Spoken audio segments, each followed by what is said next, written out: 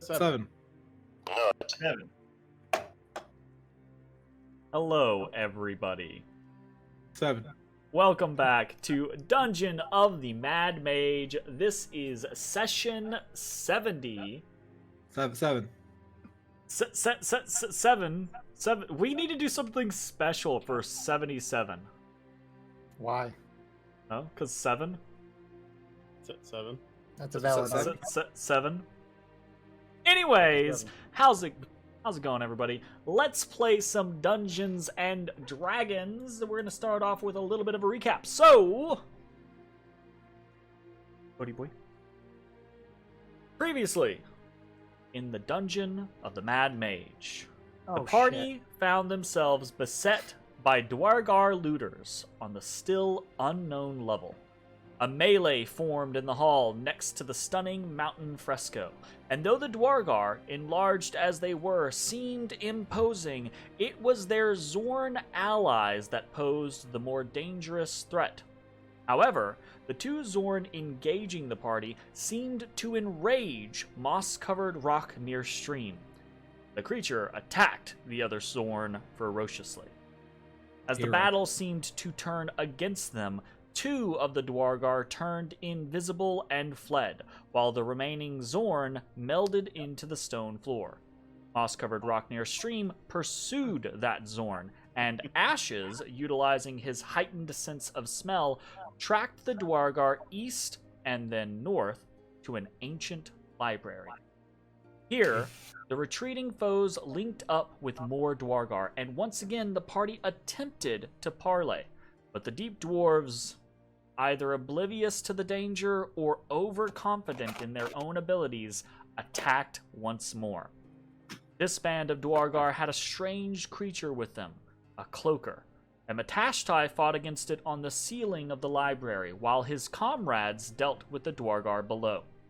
The battle was swift, and this time the party were able to apprehend two of the Dwargar alive.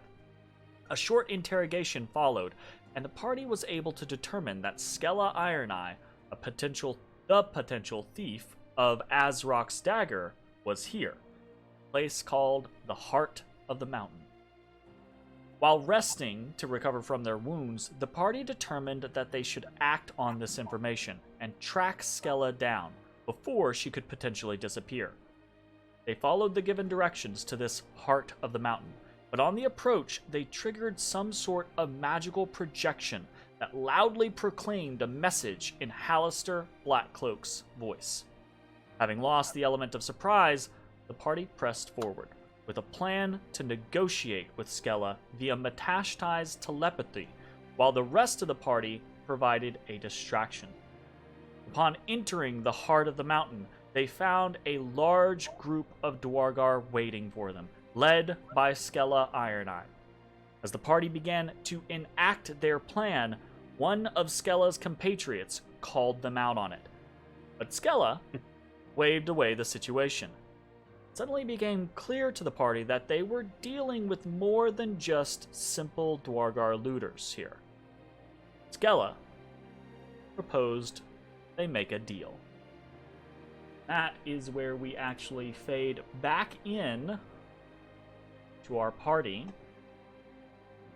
So let me swap on over to some music. Okay, so scene fades in from black, right?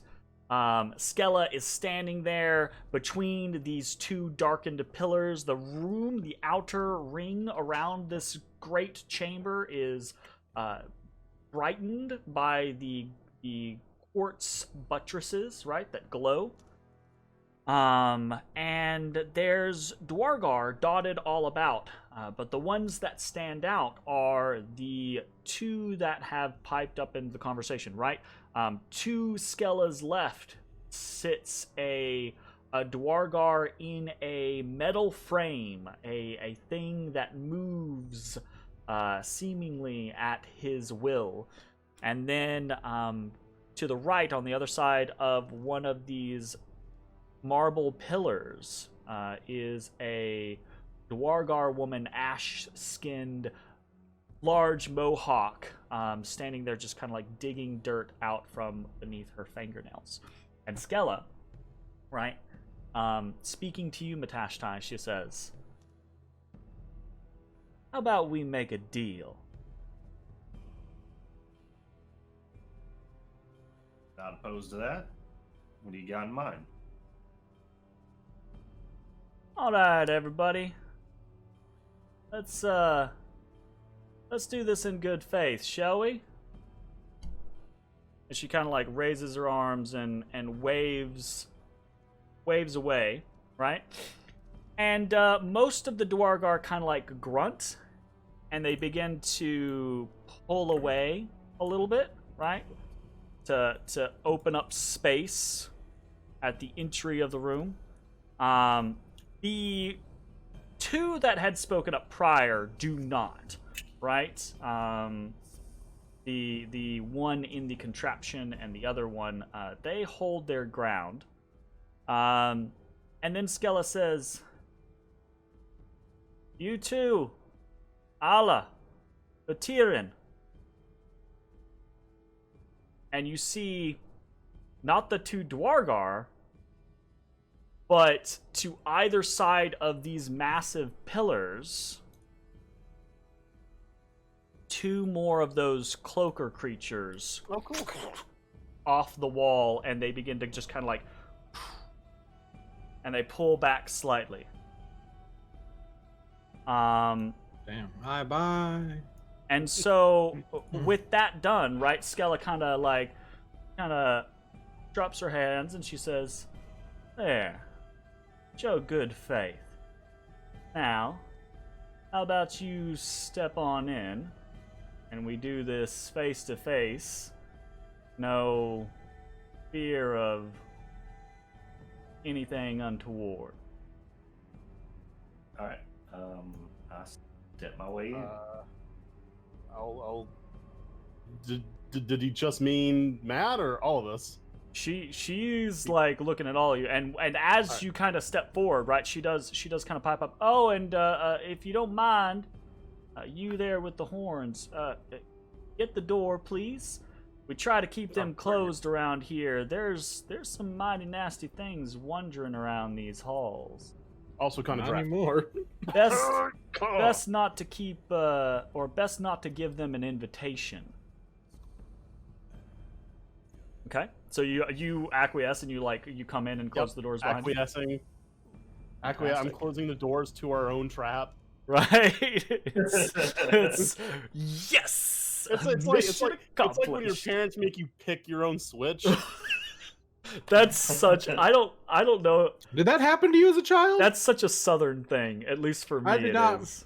I did not have. I remember my dodo said Absolutely. it once or twice, but she was joking. I think. So I did not do it. My parents never made me pick my own switch, but I absolutely had a scenario where like my babysitter made me pick a switch, and that was okay. And that's such a mental game because you look at one and you're like, that one's thin, that's gonna break the skin. You look at that one, a thicker one, you're like, nope, that'll break my spine.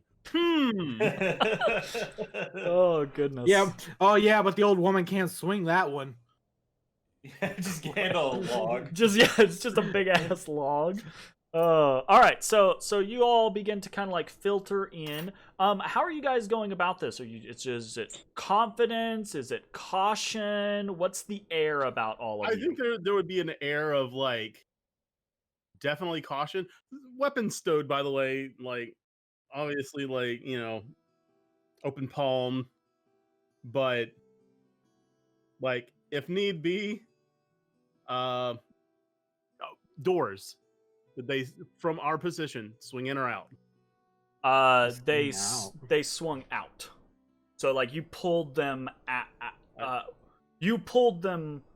close this time. Yeah. So as you kind of do step forward, right? It's fine. I think we can probably take them. Ashes closes the door behind, and then steps forward next to you, Matashtai. Both of you, and I think maybe Bones as well, can kind of see another figure hanging back just slightly. Yeah, I see them. To the right of Skella, and your eyes, right, just like flicker, just taking in the knowledge, just making that observation. Skella kind of looks over and she says, "All right, you boys. two, Flea, let's get over here. Be upfront about this." And this this other Dwargar with just this horribly gnarled, old, wizened face kind of like comes grumbling around the side of the Boy, pillar. that boy's a zombie. Looks- You're not gonna tell me that boy's not a zombie. Looks very unhappy about the whole situation, and Skella says, "All right, there. We're all out in the open. Y'all are tucked away safe. No chance of anything wandering up behind us during all this.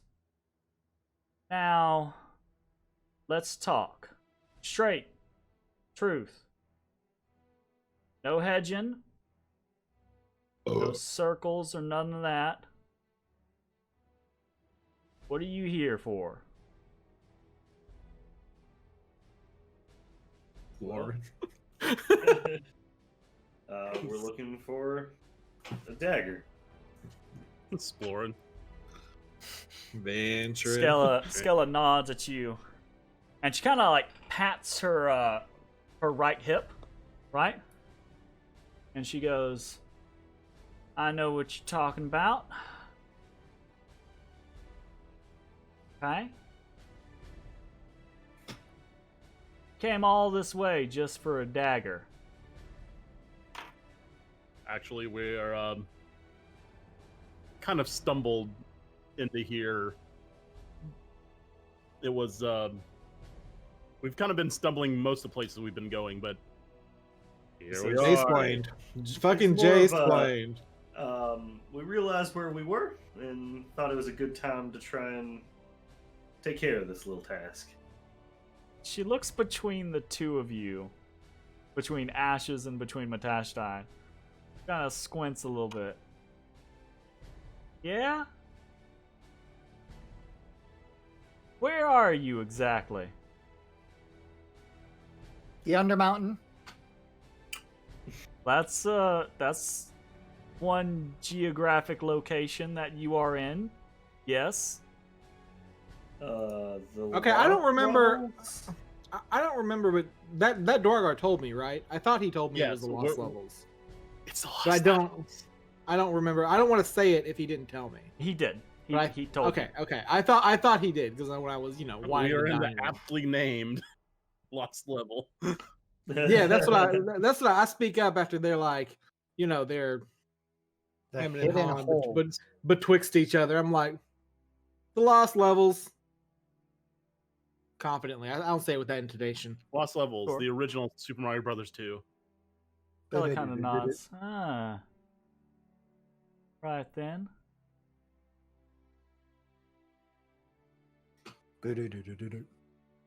Kind of crosses her arms. You're like, all right.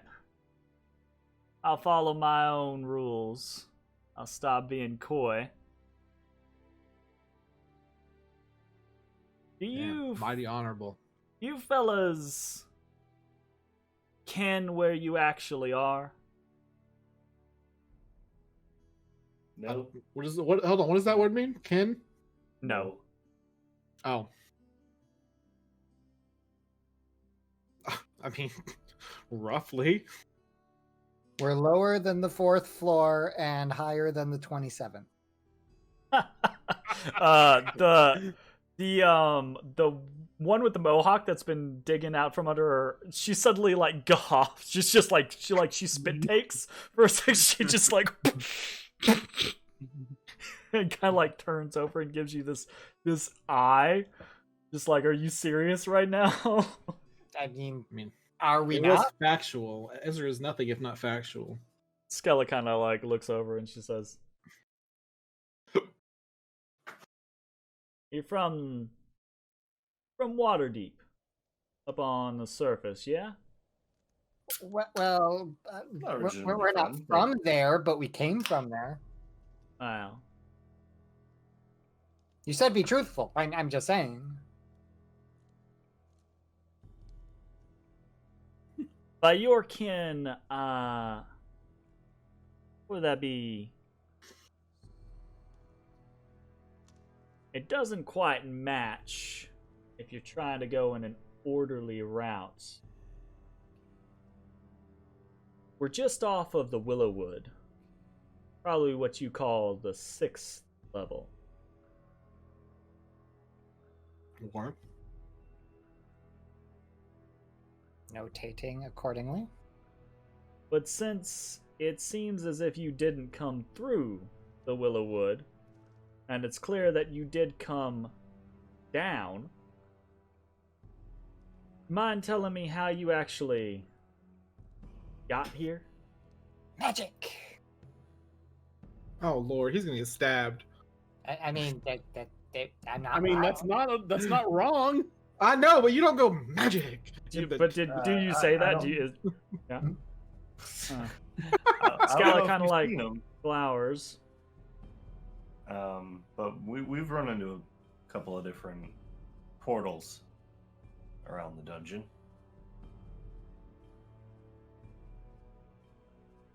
Ah. The gates. Right. Ghetto.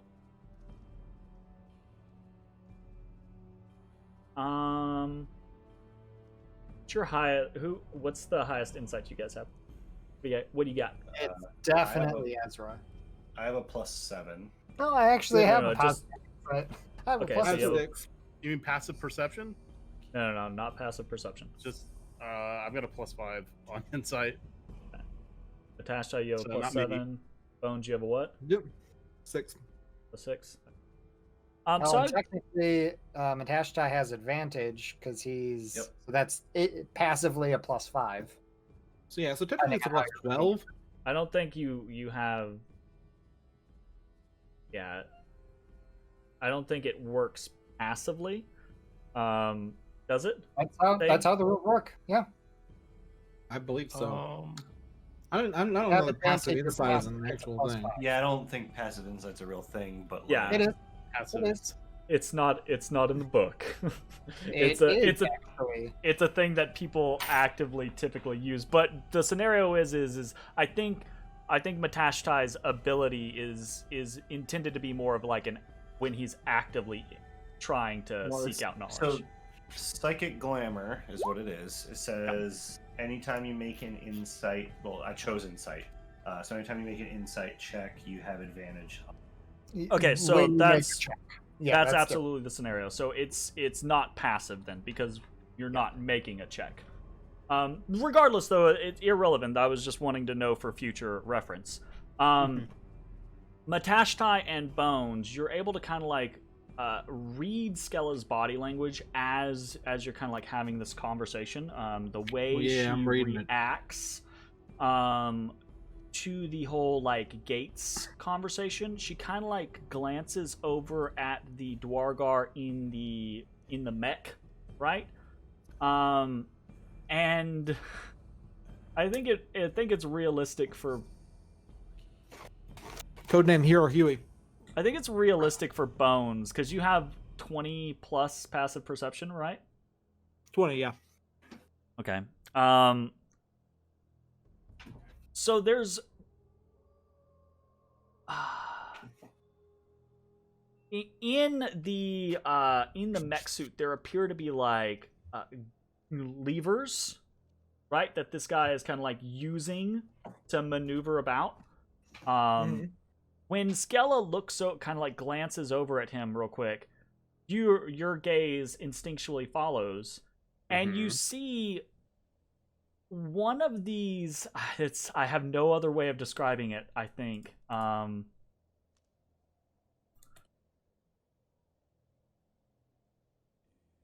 Yeah, one of these levers does not look like it belongs, and it looks like a little golden globe award. It looks like he installed one of the levers as something else and replaced it. And it This is looks a like a little fancy golden gear globe shop. statue. Okay, so yeah, that's definitely the key to the gate. Yeah. Got it. So Skella, like this all happens in a split second, right? And Skella just kind of nods and she says, "Right, interesting. Okay, back to the subject at hand. Said you're looking for the dagger. Why else are you here? No way you come trekking through this many levels of the dungeon. In the first place, even meeting up with old Ezrah. What are you down here for?" Heading to Dwarmaker. Fun mostly. She stares at Ezrah. That's fine. Says, "What in the world would you want with a place like that?" I was invited. I'd suggest you reject that invitation for your own good. Appreciate the advice. I'm not trying to be rude or anything, especially seeing as you've been invited at all. But that place is filled with sycophants and madmen. That's why I brought them. Are they sycophants and madmen? No, but they'll help keep me alive dealing with the... Sycophants to whom? I don't know. If it depends, I guess. Yeah. What do you If you have think? cool bones. If you have cool bones, I'm a sycophant probably. She means Halaster. Okay. I bet Halaster has cool bones. Oh, you didn't do human bones. Or It humanoid doesn't mean I can't appreciate them. bones. Your bones, you look like you got good bones. Get all calcium? Yeah. She calls over to the mohawked Dwargar. She says, "Stone, come over here for a sec." And this Dwargar kind of like, it's very casually, shoulders off of the pillar, dusts herself off, right?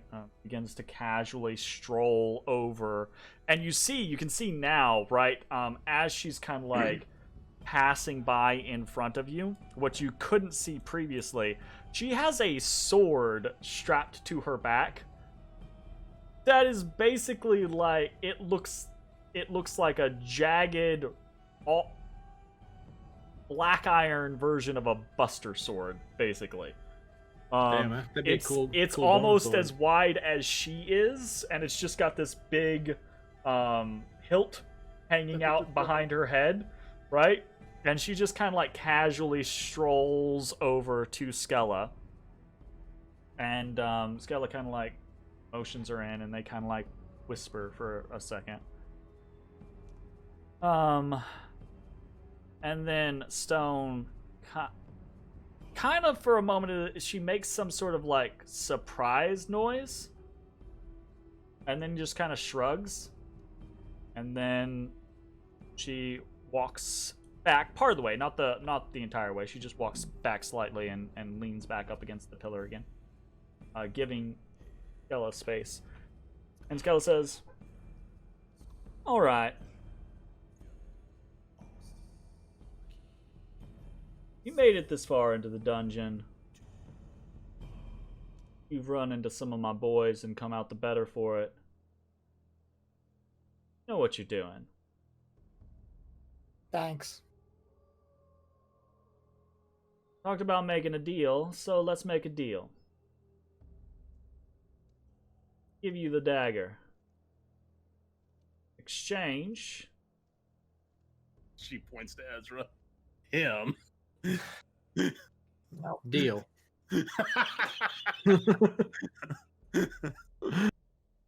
In exchange, we got a little problem that we'd like you to take care of. Is it also an aboleth? Why do I feel like it's not so little? Well, let's get to that in just a second. Yo, I hope it's a beast. God, I hope it's a beast. I hope it's a cool beast.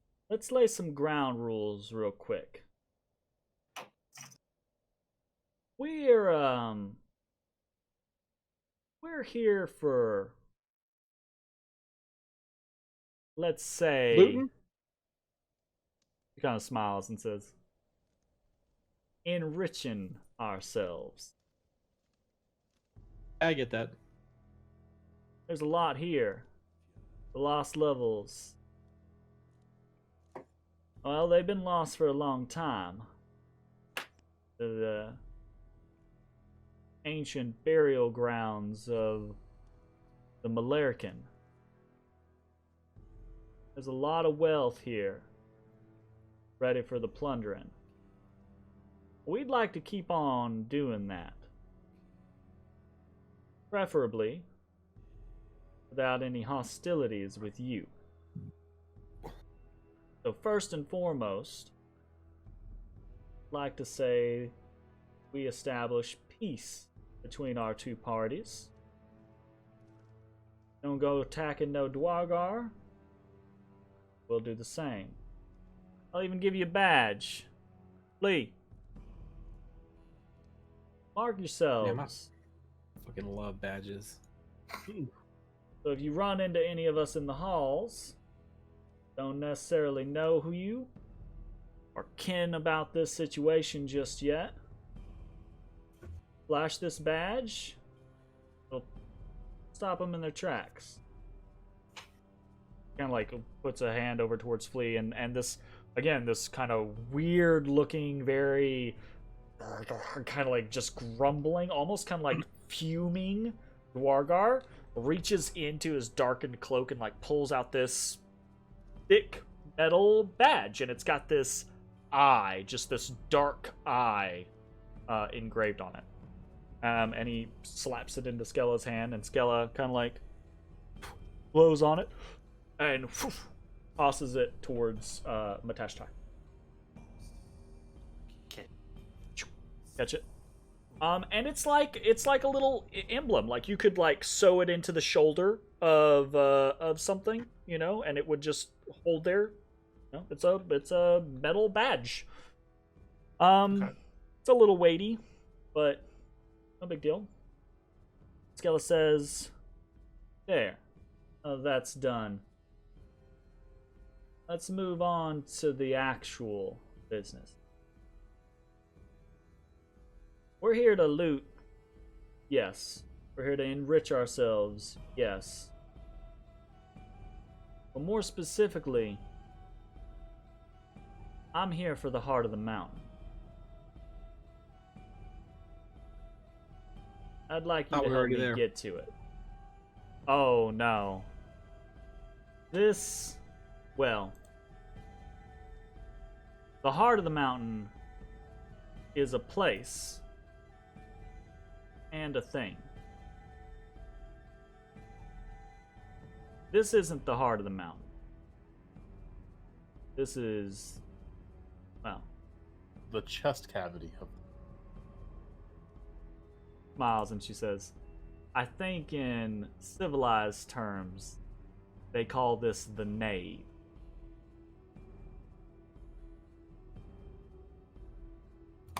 Just a second, I gotta Google that. And she points back behind her, right? And there's that golden dais, right? The raised platform and the altar on it. And way back behind it, right, there's these massive double doors.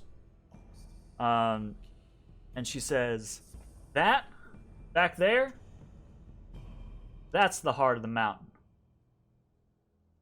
And in it is the mountain's heart. I want in there. Unfortunately, we're running into a spot of trouble with that. Yeah? And I'm hoping you all can help me with that. So, I give you the dagger, and you get me into the heart of the mountain. Do you have any leads on what might assist in getting that open? What's the nature of the trouble? Oh, well, I'm assuming that once we get to the doors, that'll be the easy part. Only thing is, and she kind of says, "Well, come here. Why don't I just show you?" And she kind of like All right. waves, and as she does, her whole like group almost like about faces and walks as one, Snapping like while they walk. yeah, like down this way, right? And she kind of like waves you all to follow her as she comes, right? And so you step forward, and you can see on the stairs of this dais are dead Dwargar bodies that have been hummeled, just smashed to bits. And she says, "We got here, well, not too long ago, about a week maybe. Started exploring the level. Found this place a couple days ago.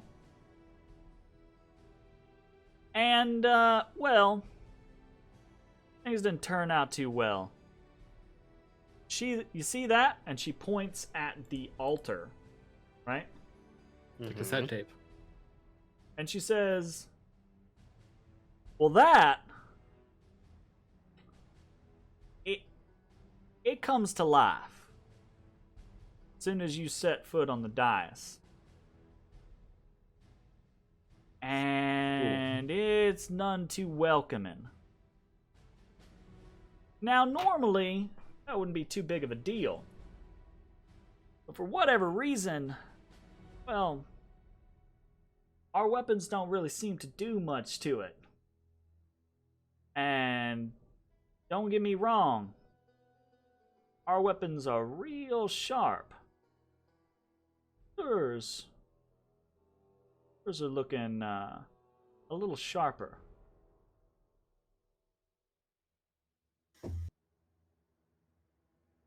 Feels like there's something you're leaving I was out. gonna say, yeah, you haven't seen my real ones yet. She says, "I mean, honestly, that's about it. Kill Well, this thing, get us into the heart of the mountain, you get the dagger." If you don't mind me asking, what is the heart of the mountain? What is it that you're after? So she kind of like, as soon as you ask that question, she doesn't respond immediately. She kind of goes starry-eyed for a second, like she starts thinking about it, and then it's like she's daydreaming, right? All of a sudden, and you see she actually, like, this kind of crooked grin breaks across her face, and she kind of nods and she says, "The heart of the mountain, fabled amulet, worn by the king, the Malair himself, man who was responsible for all this, and who's responsible for half of Undermountain. He's a great leader, but more than that, the patron of the arts, a master craftsman. Things that man worked, the things he helped to bring into existence. Truly astounding." You know, I think I've heard of him before. Heard he made some pretty good ale. The master craftsman, and he was diverse. Actually, hear tale of it, he's pretty shit in his youth, truth be told. Found more success as an adventurer, a delver, kind of like yourselves. I can respect that. Somewhere along the lines, he struck it big. Then later on down the road, well, he returned to his roots. Went back to the crafting. Tried in the beginning. Only this time he went back with some aid. The heart of the mountain. Made him different.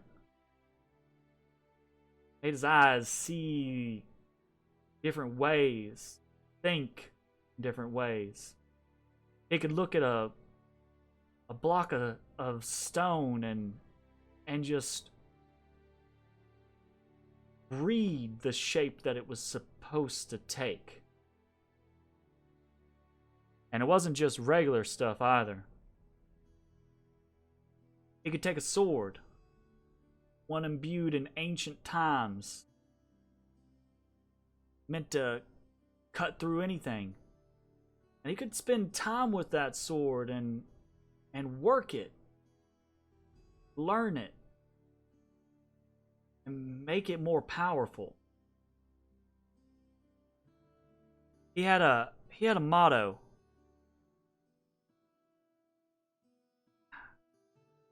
Something along the lines of, the true secret of master craftsmanship is that a piece is never finished. It can always be improved. You hear that, Bones? Bones pays you no mind. He's enthralled by the story. He says, You see the flickers of greed in his eyes. Oh no! Oh no! she says, that's what I'm looking for. The heart of the mountain. The key to becoming the best maker, smith, forger, enchanter, carver. Doesn't matter. Whatever it is, it's a craft. You want to perfect it. That's the heart of the mountain. And here I was thinking it was going to be some evil demonic power to rend life from entire cities in a single night. I was Now, imagining. why the hell would I giant- want that? I was imagining a giant gem, like from The Hobbit. Yeah. The You Arkan know stuff. what, Skill? Yeah. You're all right. Well, Oh, don't get me wrong, thus far. fellas. Malaire in his heart, well, he led a cultural revolution. He made his people very wealthy. Damn, great crafting and wealthy as fuck. Ah, shit, boys. Because my motives aren't exactly altruistic. But I can tell competence when I see it. Right. So, what exactly has been coming to life here? Is it like a construct of some sort? Kind of like looks over at the Dwargar in the neck, right? And he goes, she kind of like nods at him, and he goes, it is some sort of golem. Okay. All right. All right. And it seems like, from what I understand, it can only be hurt with more magically based attacks, which I think we He kind of like looks over at Skella and he says, "No, friend. Do not misunderstand us. We have magic. This creature does not seem to care. At least not concerning. over much."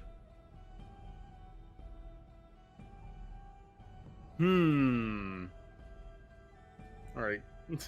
At this point, I'm like, all right, huddle. All right, what the fuck are we Skell, gonna you do? mind giving us a minute while we talk through this real quick? Skella shrugs and she says, "Take your time.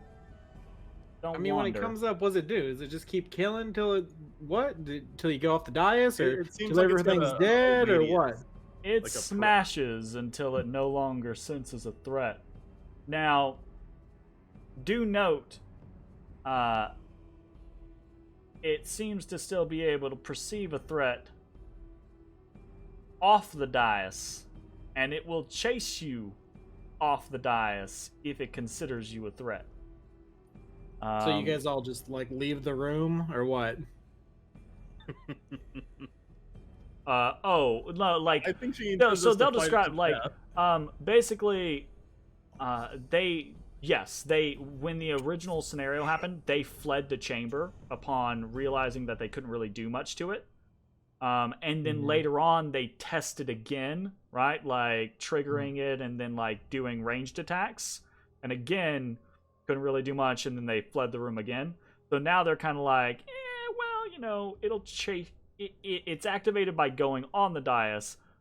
But if you're shooting at it, it'll come get your ass. Okay. Good to know. So, it's not that magic does any extra shit, though. I mean, I'm topped off.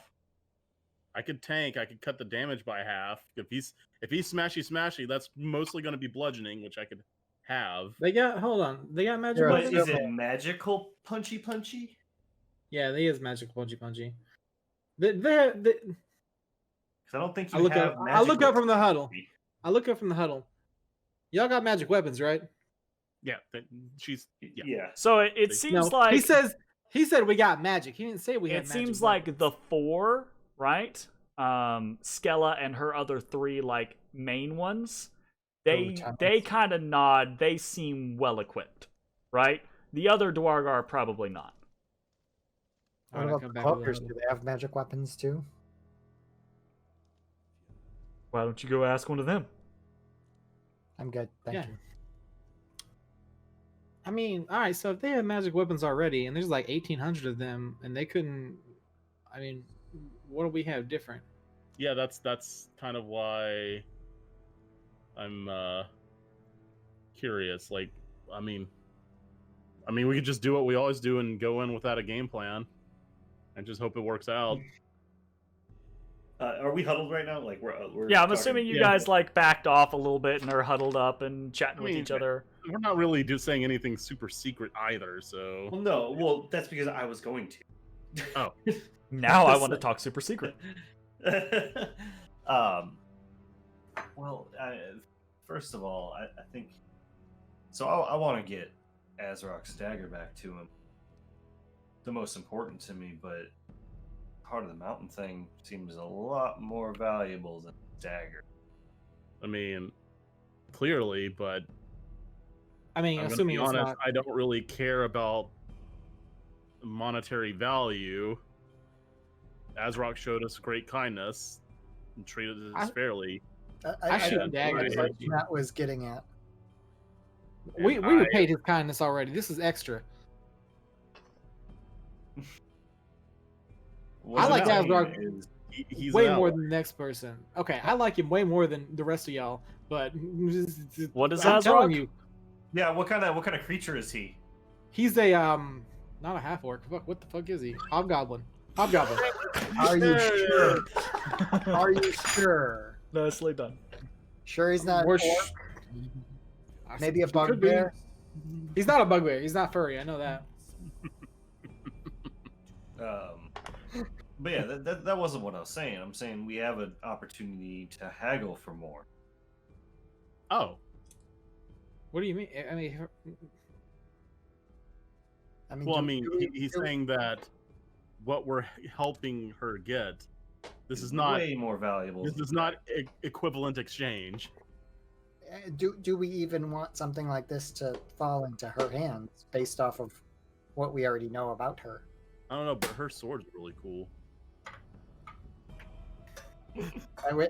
With a tool like this, you're talking money, which leads to power, which I guess this is a strong artifact based off of what information she's given. This is also a time where we can do something for somebody, and we don't have to worry about if this is like some kind of horrible unleashed evil later. Like the You don't know that. She could be evil that we're unleashing. Well, I think we need to do a little bit more research into this Heart of the Mountain. I think it would be the biggest regret of my life to let them have this. Jeremy, does the Heart of the Mountain ring any bells? I didn't spend a whole lot of time with dwarven culture, but Roll a history check. DC is very high. I hope so.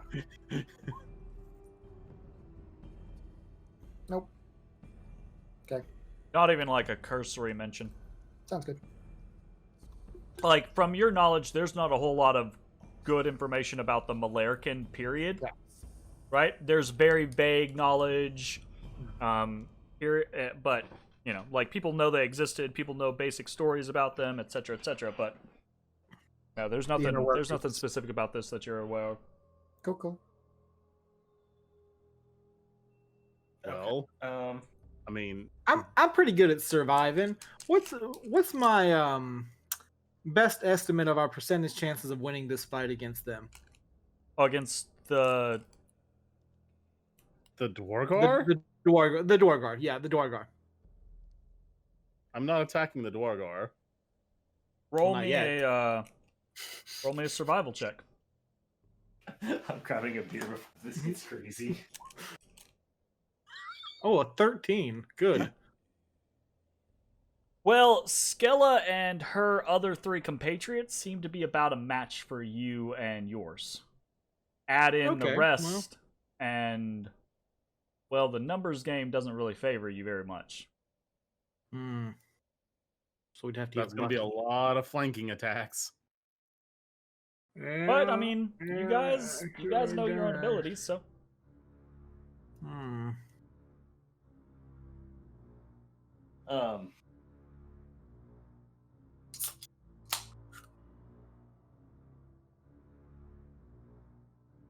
Okay. I kind of step back towards Skella. Skella, you mind elaborating on? You said that our weapons look sharper. Now, y'all say you got magic. Obviously, we got magic too. What about how we fight makes you think it's going to be different than when you fight? she kind of like chuckles and she says, "How do I put this? Well, Better you than me. look, we're here, like I said, to enrich ourselves. This sounds like bullshit. You're here exploring. Now, the difference I think between us is, no offense, but we probably have a little bit more survival instinct in us than you do." Oh. Oh, no. So, That's not by our we weapons can are throw sharper, you don't mean our brains. What I mean to say is that you seem a little We're bit stupid more enough to try. motivated by confidence and willpower, whereas we seem to be a little bit more motivated by fiscal reward and not having our bones broken. I mean, guys, we took out a troll king. I really prefer my bones not be broken. I need all of my bones. I'm specifically referring to not the ones in my body. Yeah, those can be broken. That's fine. Yeah, those will heal. It's fine. Probably.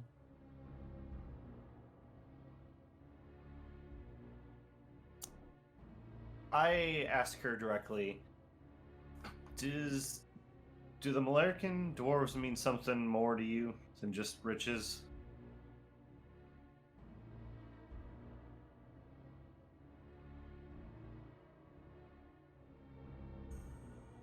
She says,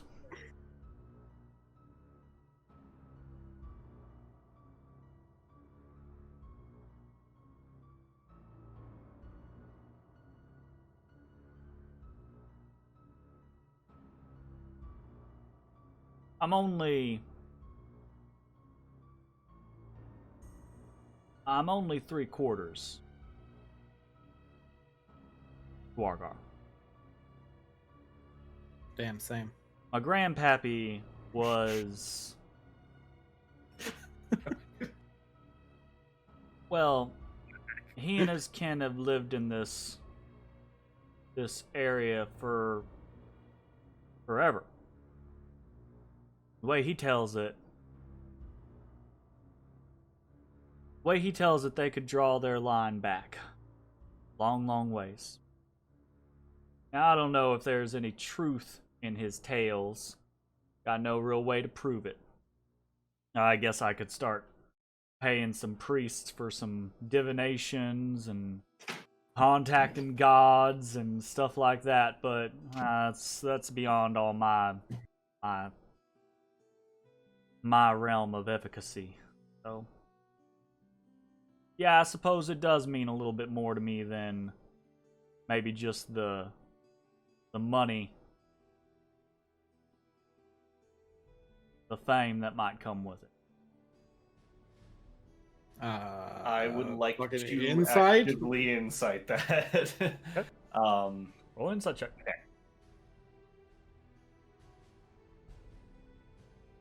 Because like that was the exact kind of thing that I was looking for a little bit more information on. So It's not like she's lying. She's just saying some shit to get us to do it.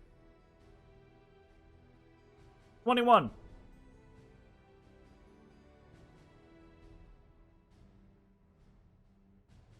There's a kind of a hum in her voice. There's a quirk of the like an uptick of the side of her cheek, right? And occasionally there's this kind of like far off look in her eyes. She absolutely seems like she's telling 100% the truth. Like she seems like she might be having these moments where she's like reliving, her grandpappy telling her the tales of their people. And to kind of like reinforce that that potential, right?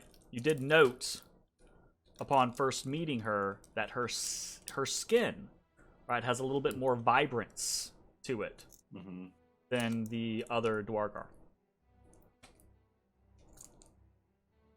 And she said she's only 3/4 Dwargar? Yeah. Alright. Only 3/4. Alright. So I look back at the guys. Feel free to stop me, change what I say at any time. I am speaking for the group unless otherwise you guys say. Sounds good. Bones prepares to slip the knife into your liver. Well, hold on. Before we agree to anything, I just want you guys to know that Objection! I feel like it would be the biggest regret of my life not to get this heart. So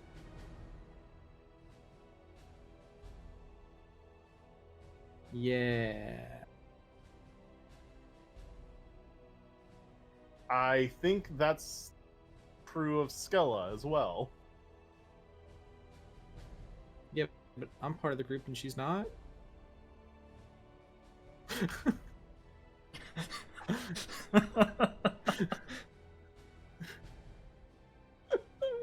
Oh, why? This is so. Oh, fine. What's your alliance again? What's my alliance? Myself and the group. And where are you? Alignment. He means alignment. I left it blank. Okay. My man. I mean, that seems pretty on par, actually. Fluid. Absolutely. No comment. It's fine. I'll just be sad forever.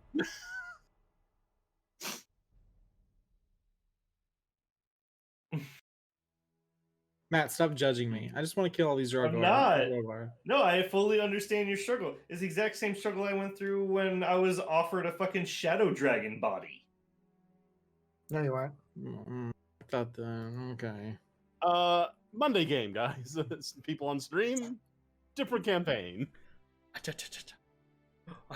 Oh, big yawn. Look. I mean, the alternative is kill everyone. Because they're not going to let us have it, right? Correct.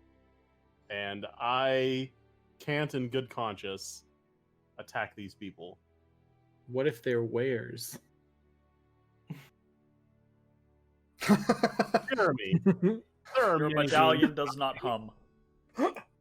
I go. Okay. "Ooh." Back in character. Okay. Oh, it's the evil choice, and I'm struggling so hard. What if we just do nothing and let them kill themselves? I mean, we can pencil in that alignment real quick. Skilla, I think we could probably help you. But there are a couple other things I want to tack onto this. All right, we're still in negotiation phase. That's fine. Just keep in mind, start attacking, and maybe I will as well. That's fair. Bones here. He's a bit of a craftsman himself. A bit. It's my life's work. It's just a bit. And I don't know. This amulet pertains to crafting with bone, but could be real helpful to him. Is there any chance that we could work out an opportunity for him to work with you in crafting some things? Kind of narrows her eyes. Says, answer your question.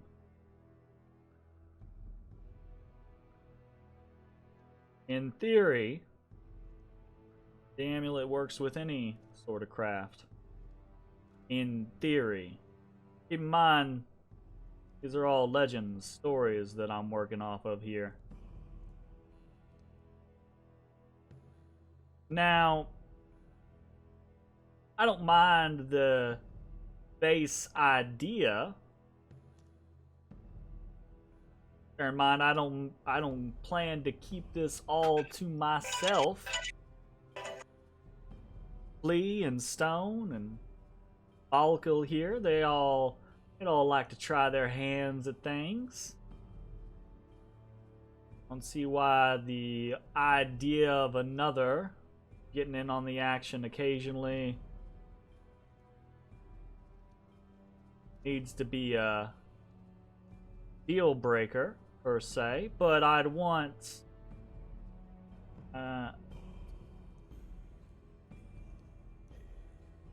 some particulars carved out. Maybe a buyout or something like that. After all, we're making deals on something that might just be a fool's errand here. That's true. Yeah, absolutely. Well, I'm assuming if that's Whereas I've got something that's definitely got worth in the here and now. I agree. Well, clearly, if the amulet ends up being just a legend as it says, then you don't have to worry about holding up the second part of the bargain. Oh no. Clearly. When I make a deal, I abide by the terms of the deal no matter what. And I expect the other party to do the same. Oh, we're planning on it. If we can't stick to deals in this world, then we ain't got nothing.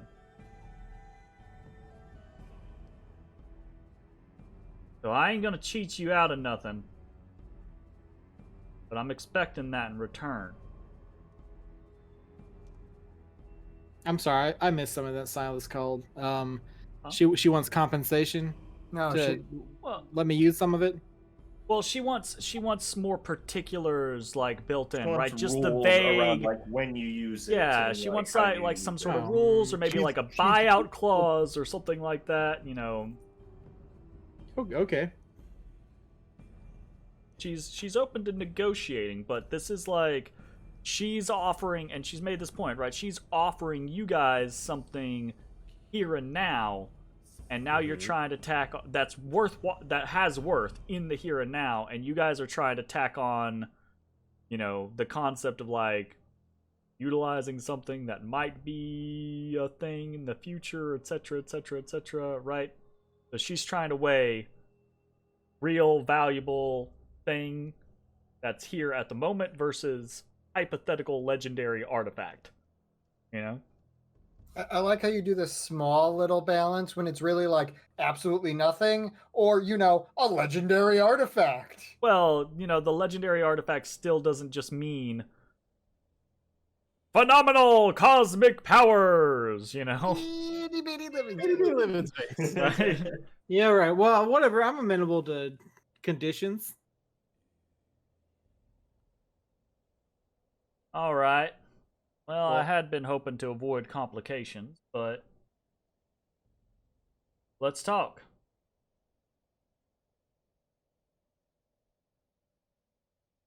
Okay. Are we talking? Well, I think we need some specifics. I think Right, we do so as well. Where are y'all gonna take this once you have it? Are you leaving the dungeon? You staying here? So we're going to Go to be here Waterdeep. for quite some time, even if we do get the heart of the mountain.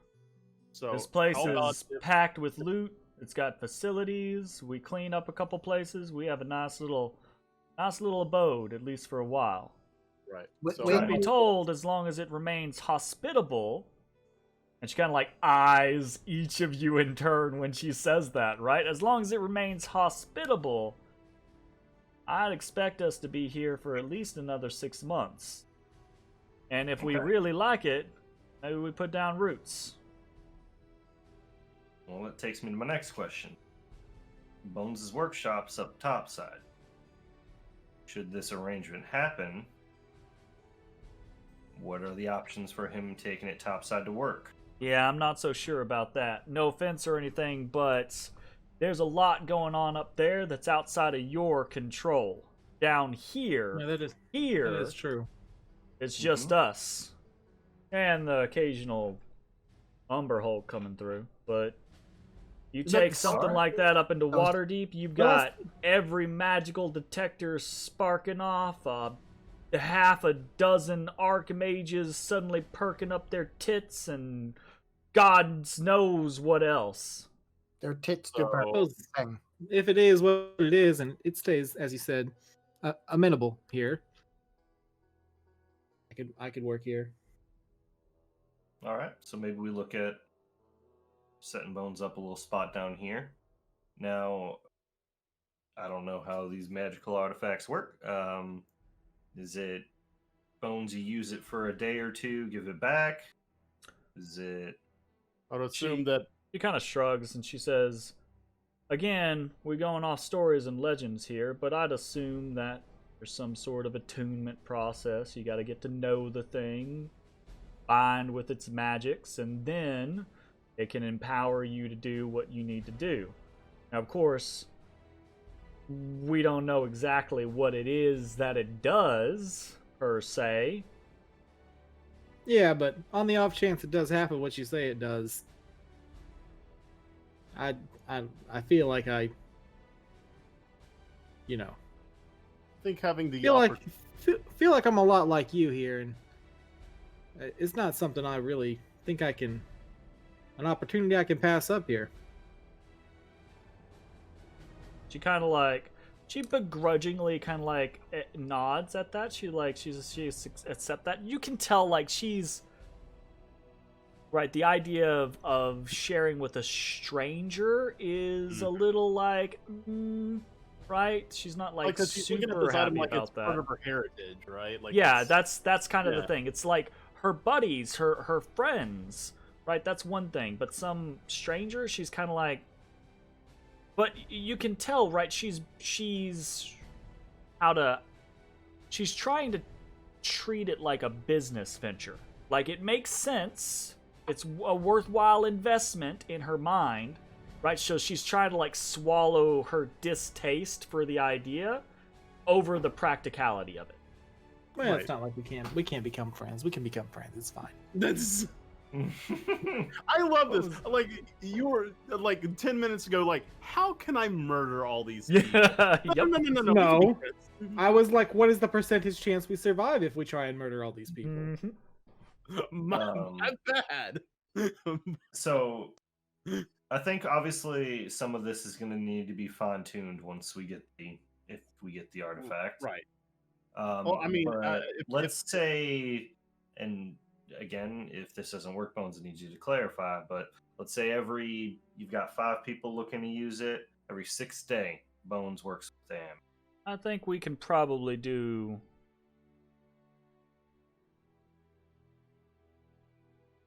And maybe, obviously, we're traveling a lot. Maybe Bones can store up a couple of days if he can't make it. Also, that's on top of him coming here to you to do it, and I'm assuming under you guys' supervision. Bones gets 6 days out of a month. He can store them up. It's not a bad deal. Indefinitely?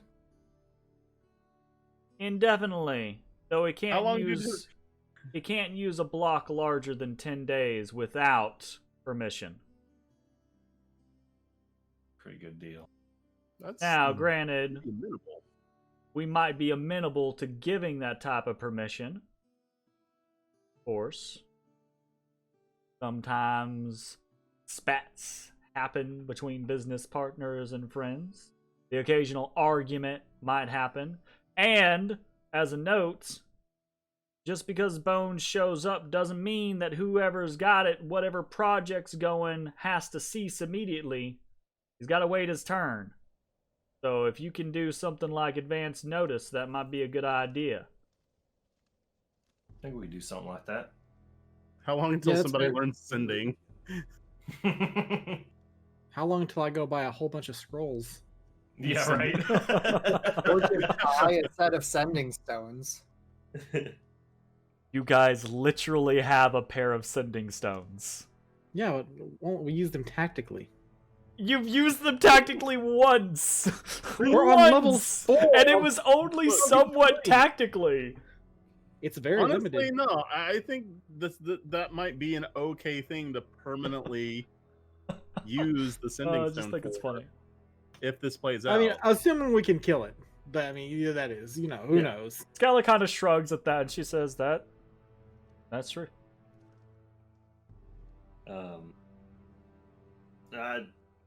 I'll be honest, I'm pretty happy with these terms. Yeah, I'm pretty happy with the terms too. Might I request that we get a night's sleep before we make such Yeah, we don't have to fight right now. Wow, why don't we try it right now? We just run out the room if we can't do it, and then sleep. Some right? of us need spell slots. Scala says, it's worked before. I mean, yeah. If this thing is as powerful as they're alluding to, I would be very much preferring to have my 3rd and 2nd level spell slots there. Yeah, but don't you want to have an idea of what's gonna happen? We just No, try it now. I have no idea. If It he is has a his goal 3rd and of- 2nd level spell slots, while, by the way, meanwhile, he has his 5th and 4th level spell slots. Yeah, but those are for other things, Jeremy. Uh-huh. Yeah, right. Okay. I just want to make sure that when you're saying that to your party members, that they They know where understand I'm and at. realize They what know you where actually I'm at. still have left in the canon. I have I mean, do we high do we level- think we're gonna gain anything besides his spell slots if we rest? How much of that library have y'all gone through? Who are you asking? Who are you asking? Skella. Library. Yeah, up north. They found a library? Oh well, that's concerning. Okay, so none.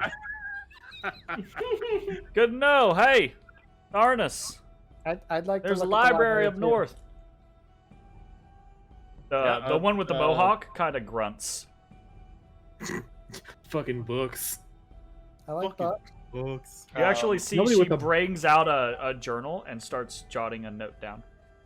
The first person the with only a thing fucking I'm gonna get back to mohawk and a Walrus buster is sword to ever care about Might books. get dice back. She's also the telepath, sir. I step forward up to Skella, and I hold out my hand, and I say, "I think we got a deal." She grins at you and she says, Yeah, I think I can live with that. She reaches down to her left hip and pulls out a dagger matching the description of Azrok's dagger. Not her right hip, down to her left hip. And she pulls it up, twirls it in her hands real quick, holds out her palm, and slashes her palm open. Oh. And then tosses the dagger over to you, Matashtai. A blood for pact. blood. Are you ready for this, Mitchell? All right. And she says, I wasn't kidding. I keep my deals. This is a fucking blood pact, my man. This is And I like keep my you're word. the devil, And I man. cut my hand Calling it now. and I shake her hand. And she grips that hand and just like pumps Full it, works blown the blood in AIDS. together. Your hand is immediately throbbing, Immune to right? disease. Hand is immediately throbbing, the pain from being cut open, but then the tenseness, the like grip kind of like flexes it more, and blood kind of gushes out from the both of your palms and into one another, and you feel a shock of ice go up your arm and up the side of your neck, and you internally feel a gasp from Velena as something more than just a basic agreement is forged here in the heart of the mountain. Oh shit! Skills actually Grazits. Oh God, we don't need God another. damn one. it! Not He's again. backing you again. Very nice. Okay. So there's a moment. This happens, this exchange happens. And Skella kind of like pulls away and she says, shit. Kind of like steps back and she leans her hand or holds her hand out back, and the horribly scarred faced one, right? Kind of like runs up to her, and he takes the hand and he starts to like very minorly. You see these little sparks of dark energy flip down from his hand, and he basically like closes the wound in her palm. Healer. We know which one's the healer. And like she he's doing, says, like, mending or "Shit, some that bullshit." stinks." Mending doesn't work on live objects. All right. Yeah, well, I understand that, but I kind of wrap my hand in a bandage, but as I do, I kind of look at him like, there's something else to that. It's a place of power. The reason Malaire chose this place. Talked a lot about the heart of the mountain, the artifact, but he came here because it was the heart of the mountain. At least he thought so. That lends itself to something. A lot of magic's in this place. Halaster's magic, but before that, the Malarkin's magic. Before them, elves. Hell, the way the elves tell it, probably something before them as well. Place is old.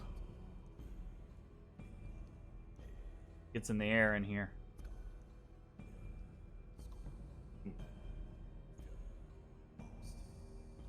Right. All right. So, Oh, well, don't let us get in your way. She kind of like moves off to the side and like gestures towards the dais. She says, "Good luck. We'll be back there." And they kind of like all move around you. And it kind of like takes this air of a theater, an arena almost, right? As the Dwargar begin to kind of like crowd around, kind of like watching. Yeah. As everyone's kind of getting into position and stuff, Matt would reach out to Velena, like, because she gasped, you said. Mm-hmm. So he would kind of try to reach out to her mentally and say, and just, you all right? She says, and that was strange. There was power in that pact. odd sense of power. Something I haven't felt since... Well, since... when you undertook this mission. Do you remember when they swore you in, basically? Yeah. There was an essence of power that connected you to your goal there. There was the forging of a bond between you and the lodestone. There was a similar power there, an energy. It took me by surprise. But you're all right. I'm fine. It just made me think of... Well, it made me think of the past.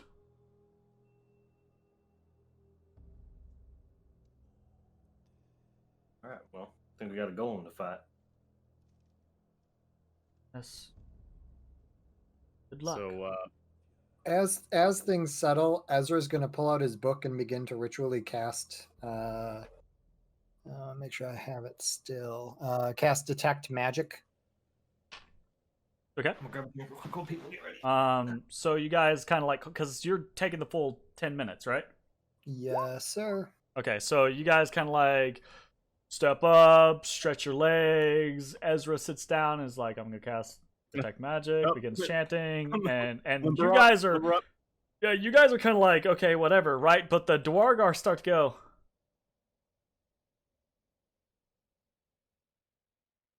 Kind of like watching, and you're like, what's he doing? Are they not starting yet? What's going on? Thought they were gonna fight. that guy's casting magic. It always takes like 10 minutes. 10 minutes. 10 minutes. Ah, that's so boring. I know. How do you get anything done? You don't. You wait. Ah. Yep. I know. And so that air of excitement, that air of anticipation, suddenly just like fouls, right? And That's suddenly the what I'm here for. Dwargar are just like, well, shit. We thought, fuck. Thanks. And they kind of like break Typical up wizard for move right there. they kind of like break up for the next few minutes, and realizing that it's gonna be a moment before you guys are actually ready to get anything done. Yeah. Okay. That's all right. I'll make a flashy show of going in. Ezra, you cast Detect Magic. As soon as your Detect Magic goes off, there are pings.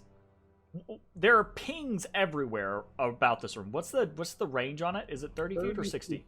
30 feet?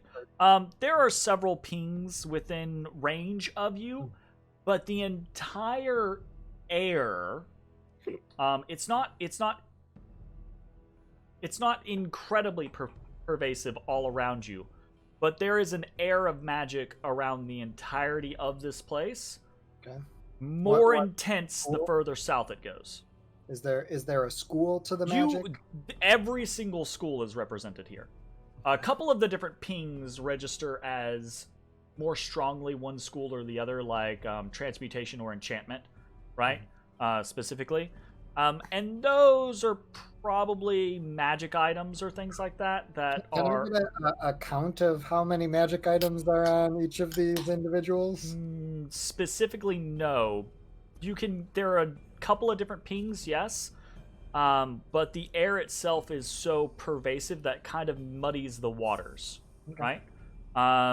There's maybe like 2 per person, maybe something like that. Averaging somewhere in that. Yeah, ballpark. somewhere in there. But the air to the south is just heavy and thick with magic. So you mentioned that the golem activates once you get all the way to the Yeah. precipice, or here? once you hit the stairs, things get spicy. Well, we think it activates once you touch the stairs, period. Okay. But the first time, mind you, we've only done this twice. I wanted to risk it more than that. The first time, we were up those stairs so fast But we were already at the top by the time it was doing anything. The second time we were a little more cautious, we set foot on the stairs, and it didn't start moving immediately, but Flea thinks it came awake pretty much instantly. So I would do a circle around the stairs, just kind of get a feel for everything I can sense in that range without touching the stairs specifically. What's up? How high is the ceiling here? Un momento. I gotta do measurements. Man. Okay, so 30 feet. 30 feet definitely gets you in range of the altar. And actually, now that you guys are all up on the altar, let me Yeah, we are. double check, because I think I got some. As Asha starts walking towards the dais, he starts rolling his shoulder in a socket, and while he's walking, slowly starts transforming to a were. Nice. Dope. And once he's almost there, he flashes his claws and lights them with thunder. How long does that last? Until what, the form or the claws? The right. The right will last until I go unconscious. Go with the weapon. Okay. Yeah. Until he puts the I claws didn't want away. you to do something that only lasted a minute and you take damage for it. Wait, So the So I'm just gonna sit if here you and put your hands in your investigate for the next pockets- 10 minutes. Does it go away? no. So the height of the ceiling, one, is 30 feet. Okay. Okay. The dais cuts 5 feet off from that. So if you're above the dais, it's 25 feet. Okay? Because it's about a 5 foot up, 5 foot high dais. You, Ezra, are able to detect from the altar itself, this altar right here, a very intense signal of Magic. Magic. yeah, super magic. Oh shit. We're not ready for it. It's super magic. No, it's conjuration magic primarily. With a hefty dose of transmutation.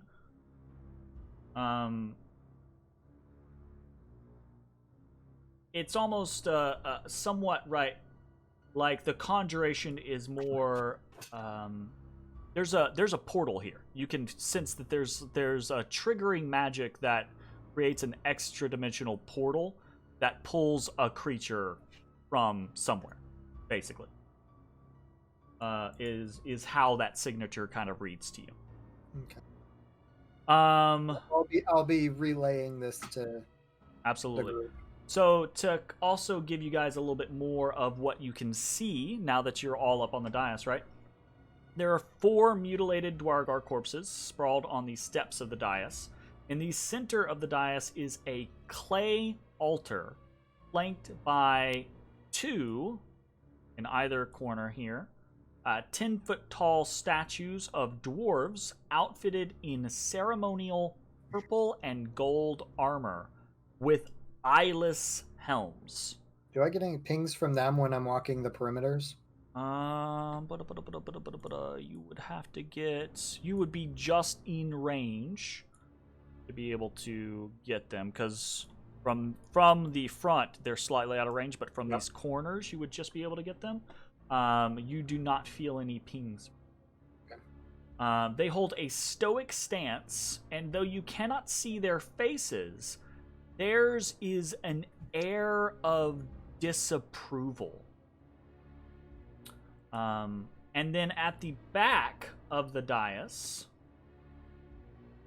stands a set of double doors carved from some sort of jet black substance, flanked by 2 glowing pillars. Above the double doors is a bas-relief carving of a mountain, a gem at its heart. I don't really get an opportunity to do this. Usually have to spend half combat doing this. Really like being able to, like, I don't know, get ready for something, and I cast Searing Smite on myself. Nice. How long does that last? Now that one, I think. Until I get something. No, I think that one has a That's concentration of a minute. for like a minute, isn't it? Yeah. Of a minute. All right. So right before you step onto the dais, you're gonna. Yeah, I'm popping Searing Smite. Sure. From a distance, does it look like there's any language or engravings on the? Or I don't know, like keyholes. On the doors, it's a little too far On away the- to see. On the No. dais. On the dais? pedestal. Because of its height, right? It's 5 feet up on the dais, and then the altar itself is about Alright, a 5 Ashes, foot boost altar. me up. It's kind Boost of me up like a difficult cheerleader. to make out any particular scenarios there. Alright, Ash is gonna boost me up like a cheerleader, Okay. so I can Uh, on top Ashes, of it? roll me athletics. Bones, roll me acrobatics. Okay. I get advantage since I'm in lichen form. Sure. I'm at a 31. Oh, Oof. God damn. not the greatest height, but Bones has great form. I mean, you Yeah. can kind of make out what's going on at the top of this altar. It doesn't look like much. The altar itself is kind of uninspiring. It looks to be formed. So keep in mind, remember, this nave is rough hewn to kind of like represent a cavern itself, right? Yeah. The altar seems to be made from clay, and there's a small indention on the top of it. Okay. What does the indention look like? It's just like a little depression. Okay. A basin, Interesting. maybe. Yeah. But there's no like scripting or anything on the outside of it.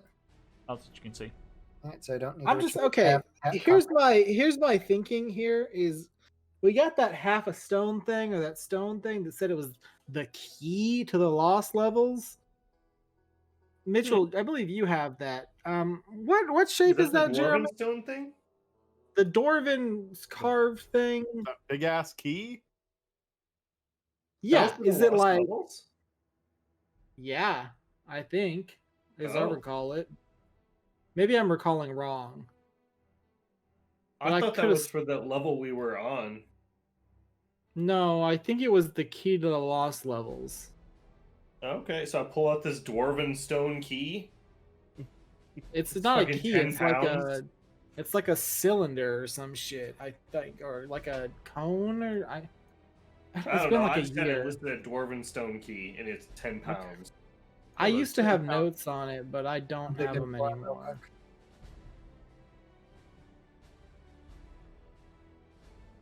Do you remember what I'm talking about, Jeremy? I know exactly what you're talking about. 100%. Can you remind me what the fuck they told us that was? Uh, I could have swore they said it was the key to the lost levels, or it was part of the key to the lost levels. So keep in mind, the individual that you got it from was not 100% Yeah, he's sure, shady as fuck. I know. but he said that he believed it had something to do with the magic gates and the lost level. Okay. Gotcha. Great. So we doing this? So likely not related to this particular instance, but the teleport. I don't know. Does it look like it'll fit in the basin? Like it's supposed to go there? Not particularly. All right then. Probably not then. Does it look like the gate that we came through to get on this floor? Would it have matched that? No, definitely not. Oh no, that mech bro definitely has that. For sure. And you know that? I'm like 80%. We were heavily implied by the 90. What's the GM. DM? 90%. Fuck off, Jake. Like 90% sure. So I don't need to cast comprehend language because we don't think there's any scripting that we'll need to on the fly.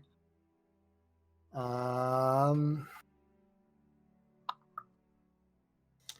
know. I don't think there's anything else I can prepare for except for getting ready to run the fuck away because I'm good at that. All right, so we're gonna try it then. Try it. What's it? We're gonna try it in less than a minute. We're gonna go in less than a minute, right? Sure. Well, I mean, like, I'm gonna get up on the ceiling. Okay. Well, before he crosses the threshold of the stairs, because I'm sure there's some stupid shit going on there. That's specifically what I was trying to wait for you guys to like do all your looking around before I did anything. Yeah. Because like I'm gonna get to the edge, and then I was going to see if like I can cross the threshold of the stairs on the ceiling without it triggering. I'm also real sure this is gonna do nothing, but I do it anyway. I activate Troll King's Heartseeker before we fight, so it gets all. He won't bleed that golem dry. Oh, okay. I'll poison it. And right as we're initiating it, I'm going to walk up and get close to Bones. Okay. Position your all selves. Or if y'all are about to trigger it, put yourselves where you want to be right before you trigger things.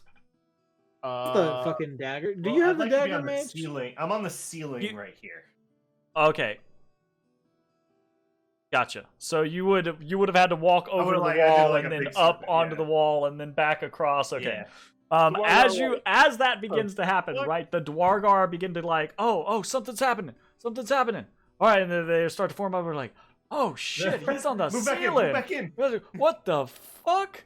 Right? He's like, look at this. Look at this spider dude. That's crazy. And like I've got my spear. I pull my spear out and I'm walking like steadily on the ceiling. Hey, does that not hurt your head? The blood rushing. Actually, it's a little disorienting. I slow my breathing. You figure if you stayed like this for an extended period of time, it probably would get to you. Yeah.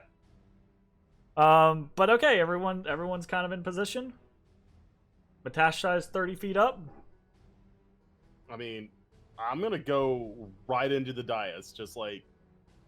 All right, as Ashes is taking a step, I'm gonna touch Bones and myself, and cast Greater Invisibility on the two of us. Okay.